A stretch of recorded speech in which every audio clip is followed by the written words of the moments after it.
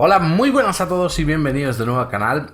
Antes de empezar el presupuesto y deciros nada, os voy a explicar una historia muy bizarra, que es la octava vez que grabo el presupuesto. Octava vez, llevo una hora aquí sentado intentando grabar el presupuesto, más el rato que he tardado en hacerlo.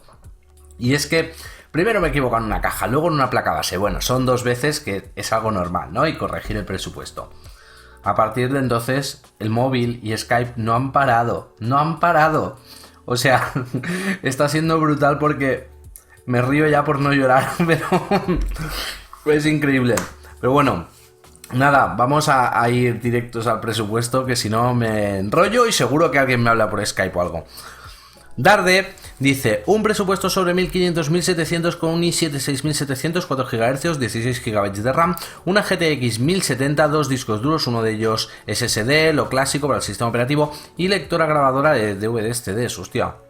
Hacía años, bueno, hace ya tiempo que no ponía ninguna grabadora, pero bueno, ahí está. Sin sistema operativo o con uno de evaluación. No sé si eso es posible, por Dios. Y una fuente modular. Bueno, y una fuente modular, fuente de alimentación modular. Si puedes, tienes ganas y tiempo, claro. Un saludo y buen vídeo. Bueno, ganas y tiempo tengo. Primero de todo te voy a pedir perdón, porque este presupuesto, no sé por qué, tengo varios ahí extraviados. Lo añadí el 7 de septiembre en lista. Y estamos a 21 de octubre, ¿vale?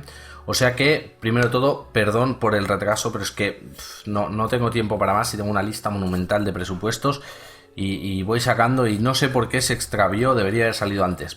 Ahora sí, vamos a empezar con el presupuesto y voy a mirar de rápido, lo más rápido que pueda. Primero de todo, he escogido este Core i7 6700K, 4 GHz, socket 1151. ¿Por qué el K y no el normal? Bueno, porque la diferencia son 30 euros y me parece más que aceptable, dado que de cara a un futuro pues puede subirlo tranquilamente a 4,5 GHz. Y pues eso le va a dar una durabilidad más larga al procesador. No quiere decir que vaya a hacer overclock ahora, que podría, pero para los juegos no lo necesita. Así que ahí está. Empezamos ya por la base, vamos a seguir con la placa base. En este caso me he decantado por esta Asus Z170 Pro Gaming. Como ya sabéis, yo utilizo la Asus Z97 Pro Gaming y me parece una muy buena placa base. Es de las más vendidas en el mercado y con la tasa de RMA más bajo, es decir, se devuelven muy poquitas. Aparte, los usuarios suelen estar muy contentos. Vamos a echarle un vistazo por encima.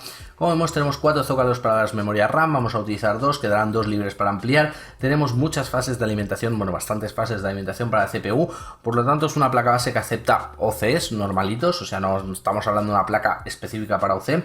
Luego tenemos suficientes SATAs, USBs para lo que queramos, un PCI Express 16, 2 PCI Express de 8 líneas más, por si quisiéramos hacer un slide, 3 PCIs 1.0, puerto M2, y como veis esta línea roja de aquí se ilumina en LED, vale. Ya sabéis que a mí lo de la iluminación en LED y tal no es algo que me guste mucho, pero mi placa también lo hace y la verdad es que se ve muy cookie.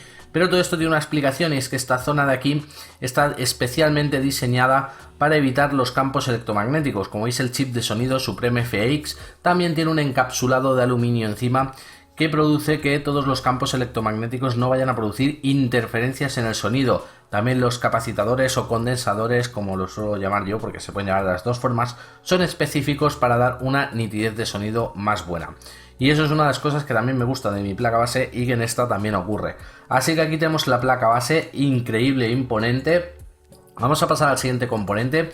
En este caso me he decantado por esta Asus GeForce GTX 1070 Strix de 8 GB GDDR5 y él me pedía una GTX 1070. Saltador, te has pasado 3 pueblos, vale 150 pavos más que una tarjeta gráfica normal GTX 1070. Las hay más baratas. ¿Por qué has cogido esta? ¿Por qué? Vamos a verla primero por encima. Primero, las Strix de Asus ya sabéis que tienen un sistema de refrigeración muy bueno, ¿vale? Con 3 ventiladores y aparte tenemos iluminación LED que vamos a poder cambiar, pero bueno, ya os he dicho siempre que a mí la iluminación LED no es lo que me llama la atención de la gráfica. Entonces, ¿por qué? ¿Por qué escoger una tarjeta gráfica tan cara? Bueno, pues os lo voy a explicar muy fácilmente. Primero de todo, vais a ver aquí en la esquinita cómo yo abro el iSuite o en este caso el control de mi placa base.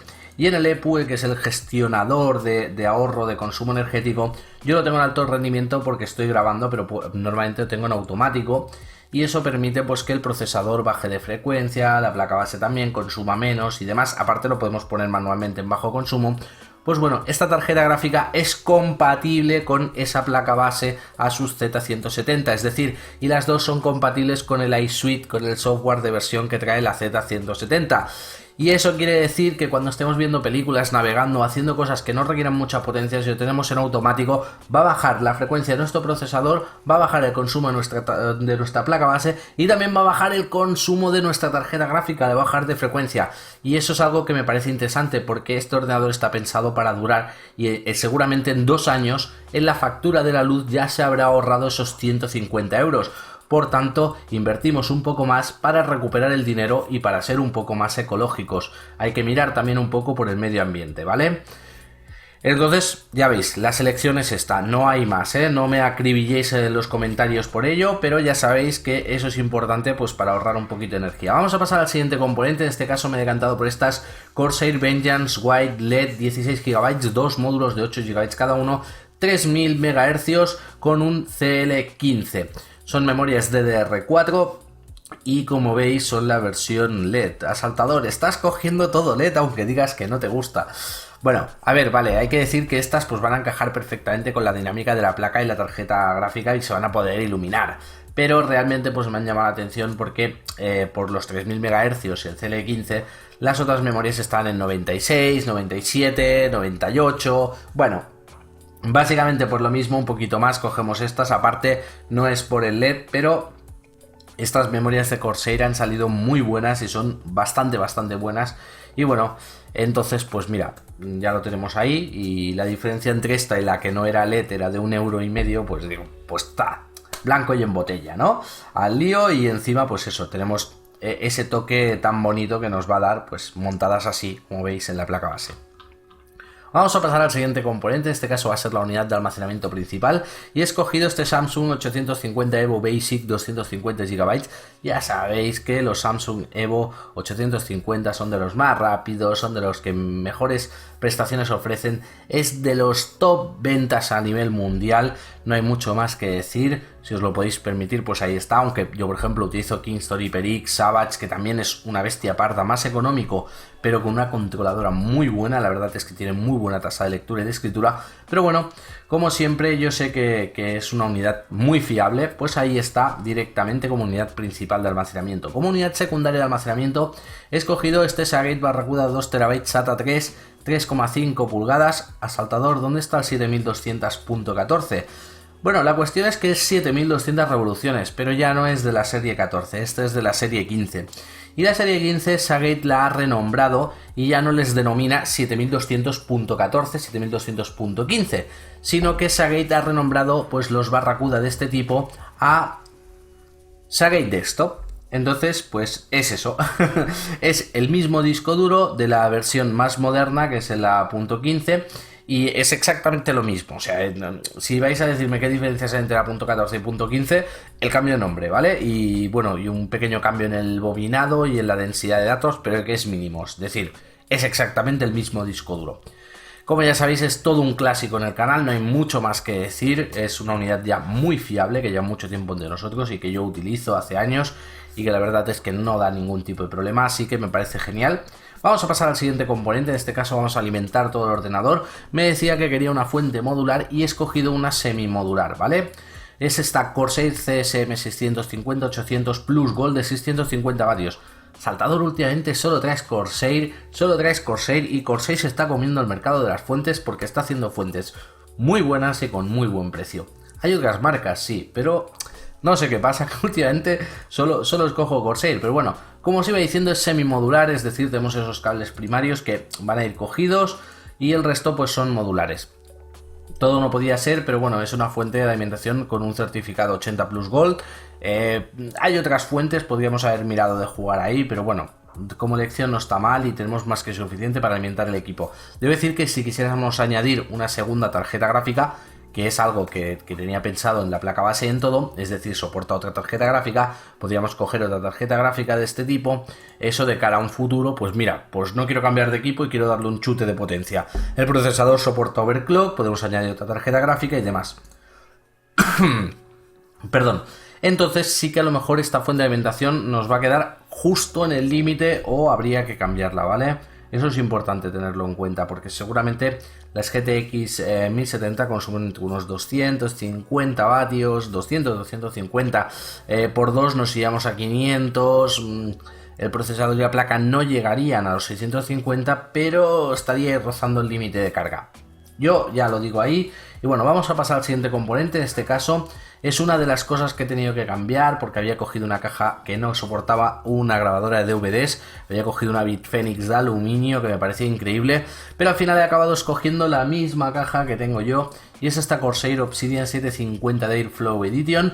Como veis, el acabado frontal de aluminio cepillado, es una caja muy buena, la verdad. Debo decir que yo estoy muy contento con ella y que la he escogido pues a este precio. Seguramente pues se podrían haber cogido cajas más baratas, pero como siempre os he dicho, la caja es uno de esos componentes que si cogemos una caja cara nos va a durar varias generaciones de PC. Es decir, cuando nos cansemos de mi ordenador, yo por ejemplo cambiaré placa base, procesador y tal, pero mantendré la misma caja unos cuantos años, y eso es otro tema de ecología que debemos de tener en cuenta.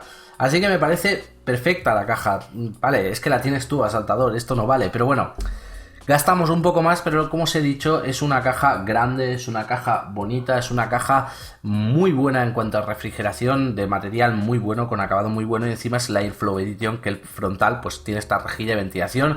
Ya sabéis que el filtro de arriba es magnético, el de abajo pues clicas y se saca, los puedes limpiar con agua. Es decir, no os voy a contar más, ¿vale? Caja buena y duradera como el resto del equipo. Vamos a pasar en este caso a lo siguiente. Hacía muchísimo tiempo que no montaba una grabadora de DVDs y me he decantado por esta Asus DRW-24F1MT DV24X, soporta MDisc negra. Bueno, la he cogido Asus ya porque muchos de los componentes son Asus, porque la verdad es que por 3 euros menos hay las genéricas LG, pero bueno, en este caso es un poco mejor, no hay mucho más que decir, ¿vale? Y aparte de eso, pues lleva la pegatinita esta de Green, ¿vale? Que soporta que la grabadora pase a modo bajo consumo en algunos aspectos. Y como ya pues todo el equipo lo he hecho más o menos con la misma orientación, me parecía interesante. Vamos a pasar a lo siguiente. Y en este caso debo decir que, como habéis visto, no había escogido un disipador, y el disipador por el que me he decantado, dado que la RAM tiene lucecitas, la gráfica también, la placa base también, pues he dicho, pues bueno, mira, en lugar de coger un kit de refrigeración, pues Asus, Corsair o alguna cosa así, o yo que sé, o los Arctic y demás, sí que la verdad es que más o menos están a la par en cuanto a tasa de refrigeración y tal. Poco a poco ya os iré trayendo reviews de los diferentes sistemas, pero esta Ragintec Triton Core 280 mm la he podido tener y probar, y exceptuando los tubos que me parecieron un poquito así, pero bueno, que los puedes cambiar muy fácilmente, el resto del kit es genial, ¿vale? Aparte de eso, en el mismo kit nos incluyen unos botecitos que no se ven aquí, bueno, no se ven, no están, pero bueno, el líquido es neutro, es transparente, pero nos viene en el mismo kit 3 potecitos de colorante, amarillo, rojo y verde y azul, no me acuerdo bien los colores, pero bueno, en este caso pues podríamos ponerle el colorante dentro y directamente ¡zasca! La convertimos en de color, y por los tubos y por la misma bomba se ve, aparte que tiene un LED. Otra de las cosas que me gusta, y es uno de los vídeos que tengo pendiente, que me habéis pedido mucho, es cómo hacer mantenimiento a un kit de refrigeración líquida como este. Pues bueno, este es ideal, porque como veis este tapón de aquí, ¿veis este que estoy señalando con el ratón? Esto se desenrosca y ya podemos rellenar el circuito, cosa que en otras, yo no voy a decir marcas, es mucho más complicado, pero bueno, yo os traeré un vídeo específico. Ahora sí, vamos a pasar todo esto y vamos a ver ya por fin el total del presupuesto. Él me decía que es entre 1500, 1700, en este caso estamos hablando de 1659,51, pero tenemos una bestia parda, chicos, ¿vale? Este ordenador no le va a hacer asco ni a realidad virtual, no le va a hacer asco a 4K, ¿vale? Quizá no va a poder mover 4K a 60 FPS, yo sé que hay mucha adicción a los 60 FPS que no son necesarios, pero podríamos mover 4K a unos 20 y pico, 30 estables sin tener mucho problema, y es un ordenador que seguramente pues tiene una vida larga, que van a ser 4 o 5 años por delante. Así que nada, chicos, ahora sí, ya nada más que decir. Como veis, otra cosa que me ha extrañado hoy es que todo el fondo, o sea, este no, pero todo el fondo aquí con la calaverita de Halloween. Así que nada, chicos, chorradas mías que se me vaya la cabeza. Digo, llevo muchas veces grabado este vídeo. Ahora sí, con esto me despido, espero que os haya gustado. Si es así, sabéis que podéis darle un like, compartirlo en las redes sociales o por supuesto suscribiros al canal para más vídeos.